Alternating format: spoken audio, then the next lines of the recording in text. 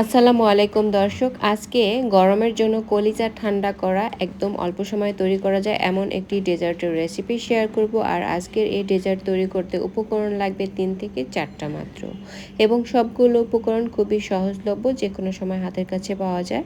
তো আসছে ঈদে এরকম একটি ডেজার্ট যদি আপনারা তৈরি করতে চান, তাহলে আজকের এই রেসিপিটি আপনার জন্য। পুরো রেসিপিটি জানার জন্য পুরো ভিডিওটি প্রথম থেকে শেষ পর্যন্ত দেখার অনুরোধ থাকলো।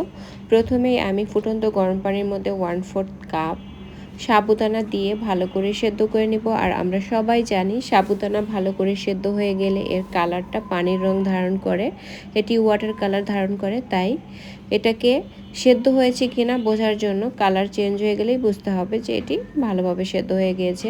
আমার সাবুদানাগুলো কিন্তু প্রায় সেদ্ধ হয়ে গিয়েছে। এখন আমি এই সাবুদানাগুলোকে পানি ছেঁকে তারপরে একটা বাটিতে ঠান্ডা পানি দিয়ে ভিজিয়ে রাখবো। এতে করে হবে কি, সাবুদানাগুলো একটার গায়ে আরেকটা লেগে যাবে না। এখন আমি এই ডেজার্টের অন্যান্য উপকরণ রেডি করে নিব। আমি প্যানের মধ্যে নিয়েছি 3 কাপ জাল করে নেওয়া তরল দুধ। প্রতি 1 কাপ দুধের জন্য 1/2 চা চামচ করে আগার আগার পাউডার আমি ব্যবহার করেছি। আপনারা মেজারমেন্ট ফলো করার চেষ্টা করবেন। 1 চিমটি লবণ ব্যবহার করেছি, এতে করে ডেজার্টের স্বাদ কিন্তু বেড়ে যায়। আর এই পর্যায়ে কিন্তু চুলার ফ্লেমটা অন নাই। আমি ঠান্ডা দুধের মধ্যে সব কিছু আগে মিক্স করে নিচ্ছি। দিয়ে দিব পরিমাণ মতো চিনি। আমি 1/3 কাপ চিনি ব্যবহার করেছি। ডেজার্টে যে যেমন মিষ্টি খেতে ভালোবাসেন ওই অনুযায়ী চিনিটাকে ব্যবহার করতে হবে। আপনারা চাইলে বাড়িয়ে কমিয়ে নিতে পারেন। এখন আমি এই ঠান্ডা দুধের মধ্যে সব কিছু নেড়ে চেড়ে একটু মিক্স করে নিব। যখন পুরোপুরি মেশানো হয়ে যাবে ওই পর্যায়ে আমি এই প্যানটাকে চুলোর উপরে দিয়ে তারপরে চুলার জালটা অন করে দিয়ে অনবরত নেড়ে চেড়ে মিশিয়ে নিব। আর যেহেতু আমি আগার আগার পাউডার ব্যবহার করেছি, তাই নাড়ানো কিন্তু থামা যাবে না, এতে করে কিন্তু এটি দলা পেকে যাবে। তো আমি নেড়ে চেড়ে জাল করে নিচ্ছি। আর জাল করার সময় আরেকটি বিষয় অবশ্যই লক্ষ্য রাখতে হবে, যেহেতু আমি দুধ ব্যবহার করছি, দুধ যেহেতু পাতিল উপচে পড়ে যাওয়ার একটা সম্ভাবনা থাকে, তাই সেই বিষয়টি অবশ্যই মাথায় রাখতে হবে। আমি অনবরত নাড়ছি আর নেড়ে চেড়ে মিক্স করে নিচ্ছি আর জাল করে নিচ্ছি। এই পর্যায়ে আমি অ্যাড করে দিয়েছি 1/3 কাপ গুঁড়া দুধ। গুঁড়া দুধ দেওয়ার পরে খুব ভালো করে মিশিয়ে নিতে হবে। লক্ষ্য রাখতে হবে যাতে কোনোভাবেই গুঁড়ো দুধের কোনো লাম্পস এর ভেতরে না থাকে। তো আমি খুব সুন্দর করে মিশিয়ে নিয়েছি। আর জাল করতে করতে একসময় বুঝতে পারবেন যে মিশ্রণটা কিন্তু অনেকটাই ঘন হয়ে গিয়েছে।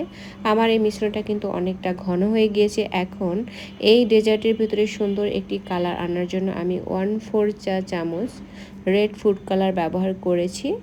তারপরে আমি যে সাবুদানাগুলোকে সেদ্ধ করে দিয়েছিলাম সেটাকেও এর মধ্যে দিয়ে জাস্ট 1 মিনিটের মতো নেড়ে চেড়ে আমি এটাকে মোল্ডে ঢেলে নিব। আর হ্যাঁ, মোল্ডটাকে কিন্তু আগে থেকেই প্রিপেয়ার করে রাখতে হবে, কারণ এটি খুব দ্রুত জমে যায়। তাই এটাকে আগে থেকে রেডি করে খুব দ্রুত এর ভেতরে ঢেলে দিতে হবে, আর না হলে এই মিশ্রণটা কিন্তু প্যানের মধ্যেই জমে যাবে। এখন আমি নর্মাল তাপমাত্রায় কিছুটা ঠান্ডা করে নিয়ে দ্রুত জমানোর জন্য নর্মাল ফ্রিজে আধা ঘন্টা রেখে জমিয়ে নিব। আর ডেজার্টটা খুব সুন্দর করে জমেও গিয়েছে। আর এটাকে কিন্তু নর্মাল তাপমাত্রায় রেখেও জমানো যাবে, সেক্ষেত্রে একটু সময় বেশি লাগবে। তো আমার ডেজার্টটা দেখুন কত সুন্দর করে জমে গিয়েছে, একদম খুব সুন্দর করে এটি জমে গিয়েছে। এখন আমি জাস্ট সাইড থেকে একটু আলগা করে দিয়ে তারপরে এটাকে আনমোল্ড করে নিব। আর এটা জাস্ট উল্টে দিলে কিন্তু আপনা আপনি পড়ে যাবে, খুব সহজেই কিন্তু এটি আনমোল্ড হয়ে যায়। আর দেখুন কত সুন্দর হয়েছে, এটি দেখতে যেমন আকর্ষণীয় হয়েছে, খেতেও কিন্তু অনেক বেশি মজার। এই গরমে এরকম একটা ডেজার্ট থাকলে আর কি চাই বলেন তো। আর এই ডেজার্টটা ছোট বড় সকলেই কিন্তু খেতে খুব বেশি পছন্দ করবে, এমন একটি ডেজার্ট আর খুব অল্প সময়ে তৈরি করা যায়। এই আসছে রমজানের ঈদে যদি মেহমানের জন্য যদি মজাদার এবং অল্প সময়ে কোনো ডেজার্ট তৈরি করতে চান, তাহলে আজকের এই ডেজার্টটা আপনারা ফলো করতে পারেন। আজকের এই সাবুদানা দিয়ে তৈরি ডেজার্ট বা পুডিংয়ের রেসিপি যদি ভালো লাগে, আমার চ্যানেলটি সাবস্ক্রাইব করে রাখবেন এবং নিয়মিত লাইক, কমেন্ট ও শেয়ার করে আমার চ্যানেলের সঙ্গে